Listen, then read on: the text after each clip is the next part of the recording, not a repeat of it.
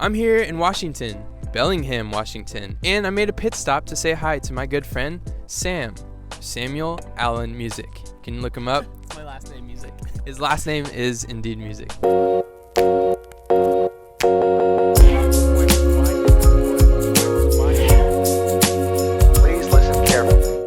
So Sam, we met when I was looking at colleges and I stopped by the Masters. It's been a long time since then, so please tell us what you're up to now. So when I graduated from the Masters College, now known as Masters University, I came up to Bellingham, Washington for an internship, decided to stay, and now I'm working full time at the church that I interned for. Did you ever have a great interaction with John MacArthur, like a high five, maybe even a hug? Is there any good stories with that? So dude, I used to literally lose sleep at nights because I would think that I was going to say something accidentally heretical on stage. So I would lose sleep, so nervous whenever he would come into town and be there for a chapel. I think I made him laugh, I was talking to him. And he was like, yeah, super down to earth dude and not the dude I thought he was. I did a contemporary song on stage that day and I was like, he's going to say something when I get down there. And he was like, thanks for the music. And I was like, wow, this guy's chill. You used to live in Oceanside. What's something you miss about living in California? Oh, I miss the beach. I miss the Mexican food. I miss the sun. I miss also my family. I probably have to say that. I miss my family.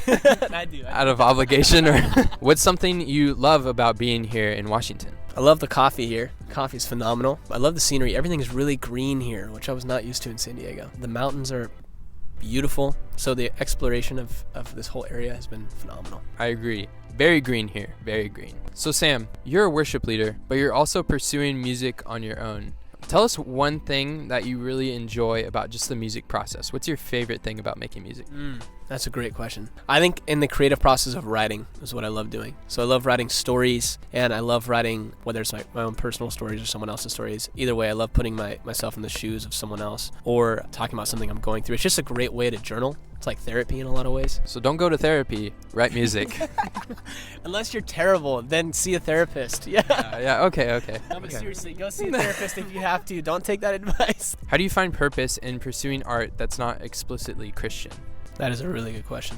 So like we were talking about before, I think to answer that question, you need to know what God's will is, which is such a deep question, but I think it's simpler than a lot of people think. So I think God's will for us is to enjoy Him. And I think the end on that.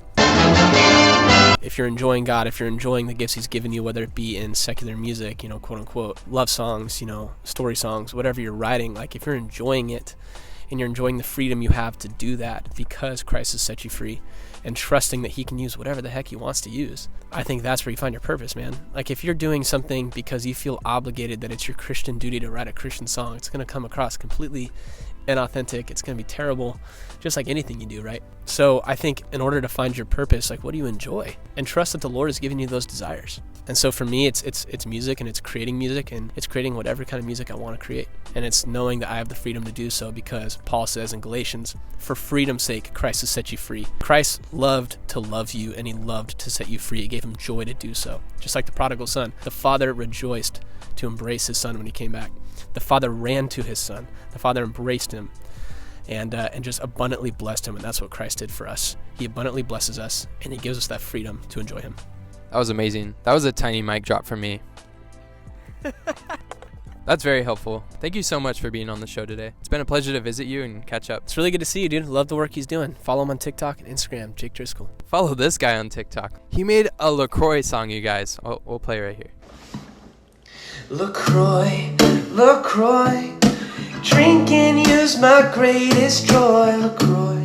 LaCroix, I've been sipping that tasty, bubbly, cold and busy. Drink too much and I won't get dizzy. LaCroix.